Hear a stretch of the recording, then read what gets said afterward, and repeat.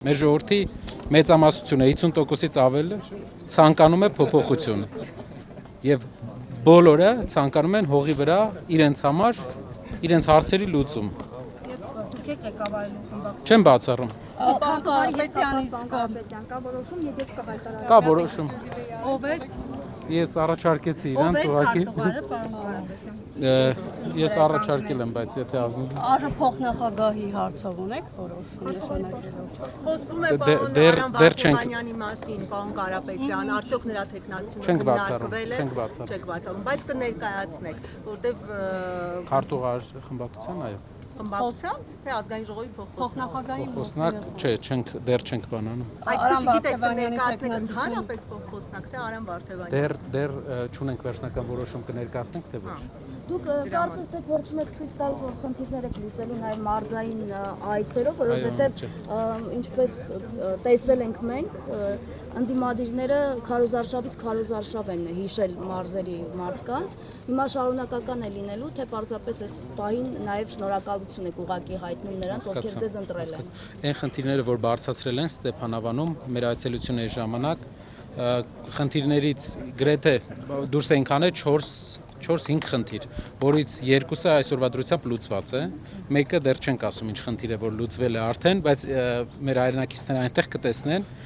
եւ կարծում եմ եւս երկու խնդիր ժամանակի ընթացքում մեկ ամիս ու կեսվա ընթացքում այնտեղ լուծելու ենք։ Նաեւ եղանք Մասիսի տարբեր համայնքներում, որտեղ բարձրացրեցին մի շարք խնդիրներ, գազի խնդիր, տարածաշրջանում գյուղերը չունեին 30-40 տարի չունեին գազի հետ կապված խնդրեմ կար նաև երթևեկության համակարգային խնդիր, որը այսօրվա դրությամբ տեսնում ենք, որ մոտ ենք վերջնական լուծման։ Կներկայացնենք։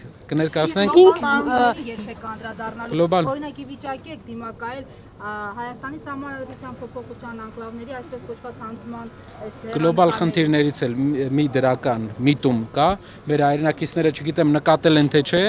Ադրբեջանի պաշտոնատար անձը հայտարարել է, որ իրենց համար պրինցիպիալ մոտապես տրամաբանություն ասեմ, պրինցիպիալ չէ, որ Սահմանադրական հանրաքվեի միջոցով փոխվի, մենք զգում ենք եւ կա այլ իրավաբանական մեխանիզմներ եւ այլն, մենք զգում ենք,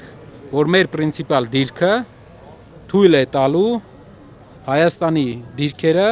ճիշտ ամրապնդել։ Ինչ մեխանիզմ է, պարոն Կարապետյան,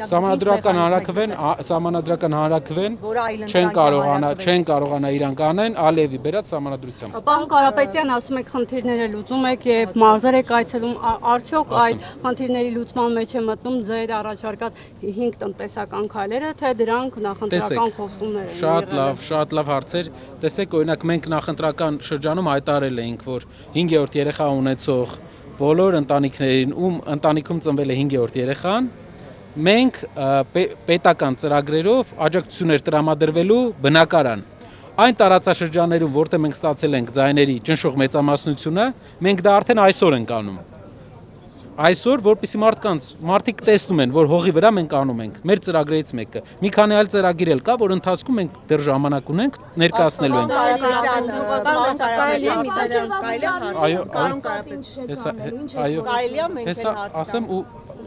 Պարոն Կարապետյան, ձեր ուժը ասում է, որ խորհրդարան է գնում իշխանությանը հեռացնելու օրակարգով նաև այդպիսի։ Հիմա կասեք ձեր օրակարգը ո՞րն է լինելու։ Հիմա դուք խոսում եք օրենսդրական նախաձեռնությունների մասին։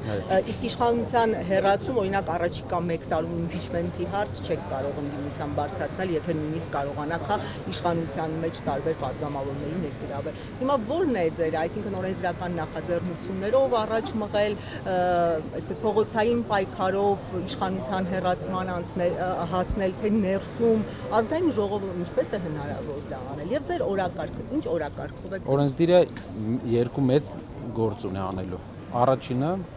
հողի վրա ամենաառաջինը իհարկե մեծ փոփոխությունն է, որ այս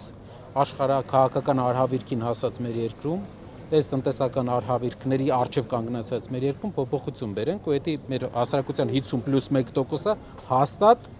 համոզվեցինք, որ ուզում է, այսինքն մեծամասնությունը արդեն դա ուզում է։ Երկրորդ բանը ամեն օրյա մեր այցելությունները ցույց են տալիս ու ցույց են տալու նաև ես վստահ եմ, որ ամենտեղ կան խնդիրներ, որոնք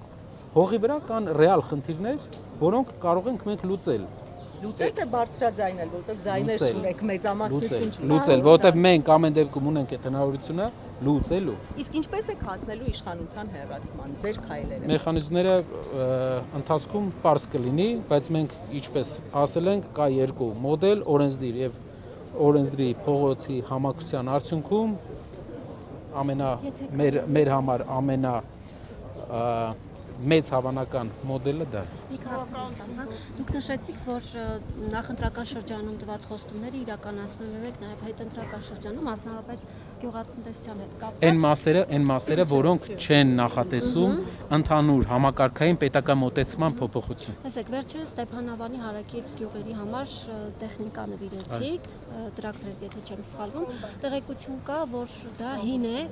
հարց կարելի։ Տեղեկություն կա, որ դա հին է, ավելին ասում են, որ դա բերվել է Ստեփանակերտից։ 2025 թվականի է, կանգնած է Չարբախում, մեր հայրենակիցները կարող են գնալ Չարբախում նայել 25 թվի նոր 3-4 օրվա ընթացքում էլ այդ տեխնիկական process-ների ավարտից հետո 3-4 օր կա, կարող են գնալ Չարբախում նայել։ Չեմ ուզում խորանալ, կարևորը խնդիրը լուծեցինք։ Դուք պատկերացրեք, բայց մարդկանց մակարդակը բանի մարդկային իրենց մոտեցման մակարդակը, չգիտեմ, ցածրության, որ կարան տենց բան հնարեն, Չարբախում կանգնած է 25 թվի ու ինչ են հնարել, որպեսզի վարկաբեկին յուրաքանչյուր լավ խոսք, լավ բան։ Ես զարմանալի մարդկային զարմանալի որակների տեր մարդիկ են, ովքեր քաղաքականության մեջ կորցրել են իրենց դեմքը մարդկային։ Անին էլ մի բան ուզում էր ասել, կնեք հեսա։ Կապված ձեր խմբակցությունը ինչ է որոշել, որովհետև Չենք ստանալու։ Աշխատավարձից եք հրաժարվելու, այս դեպքում ինչ է արել։ Աշխատավարձից ես ասել եմ, որ իմ կողմից աշխատավարձ չի լինելու, չեմ ստանալու, հրաժարվելու եմ, ինչպես նաև պարգևավճարը մեր ամբողջ խմբակցությունը չի ստանալու, որտեղ պարգևավճար նենց չի ինչ որ բանը արվե ժողովրդի համար նենց մեծ ազգային ժողով, որ մի հատ է պարգևավճար ստանա։ Ուզում եմ հասկանալ, վերցնելու եք բաժանեք այլոց, թե առհասարակ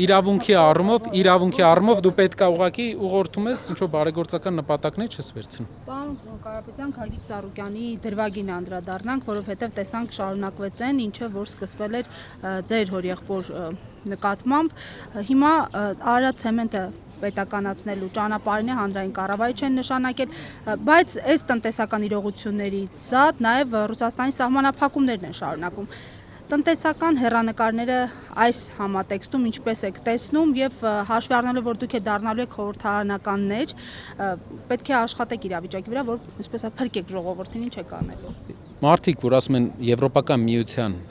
հետ ինտեգրացիա են ուզում, ինստիտուտներ են ուզում,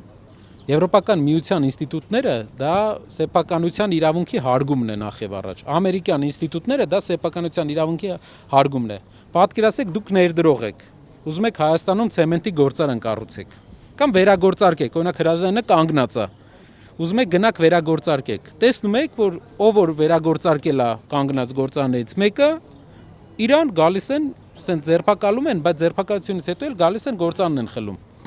Դրանից հետո կներդրեք թե չէ։ Ներդրում կանեք այդ երկրում։ Դա տնտեսական կառուցվածք իրենք պետք է փոխեն որակական առումով։ Յան ազգանունով մարդկանցից հարյուրներով խլում են, յան ազգանունով մարդկանցից իրենք խլում են։ Իբր ինքնիշխանությունից են խոսում, բայց բոլոր յան ազգանունով մարդիկ Քաջանի հանքից բռնած բոլոր յան ազգանունով մարդիկ դուրս են գալիս։ Այդ ինչի՞ց է։ Մեկ էլ մի հատ հետաքրքիր բան էլ կա մեր հայրենակիցներին ուզում եմ ասեմ, իրենք ինչ որ արևմուտք բան sense բաներ են ասում, դիվերսիֆիկացիա։ Այո, դիվերսիֆիկացիայի մեջ իրենք նախ եւ առաջ պետքա դատական համակարգի, նախ եւ առաջ պետքա մասնավոր սեփականության, ու երկրորդն էլ ձեր երեխային, քանի տարեկան է ձեր երեխան։ Իրան մի հատ ասեք, որն է արևմուտքը, Հայաստան, օրինակ հիմա կանգնած ենք, որ արևմուտք ենք մենք դեպի թեքվում, որ երկիրն է մեր արևմուտքում։ Որ երկիրն է։ Որ երկիրն է։ Հասկանալ է ձեր նկատմամբ։ Կասեք երկրի անունը։ Այսինքն ուզում եք ասել, որ Թուրքիայով է անցնելու Եվրոպա ճանապարհը։ Հայաստանից, Երևանից ժողովուրդ, որ թեքվում ենք դեպի արևմուտք։ Որ երկիրի սահմանն է։ Թուրքիայի Հանրապետություն։ Այսինքն դրանով են գնալու դեպի արևմուտք եւ երբեք էլ արևմուտքը չենք տեսնելու։ Մեր արևմուտքը մեր արևմուտքը, մեր երկրի։ Ցավոք Հունաստանը չէ։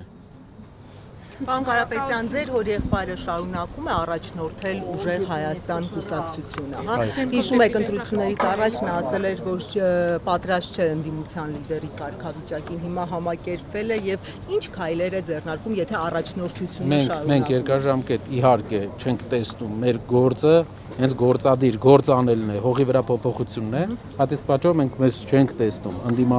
ընդդիմադիր գործելավոճը, ընդդիմադիր ձևաչափերը մեր համար ժամանակավոր հարթակ են, ինչպես նախընտրական շրջանը, որպեսզի վերջնականապես Հայաստանում լավ դրական փոփոխություններ բերեն։ Իսկ նրա առաջնորդությունը շարունակվում է։ Իհարկե։ Դուք քննարկում եք նրա հետ ձեր քայլերը առաջիկա։ Փողոցային պայքար լինելու է։ Նշել եմ մի քանի անգամ, փողոցային պայքարը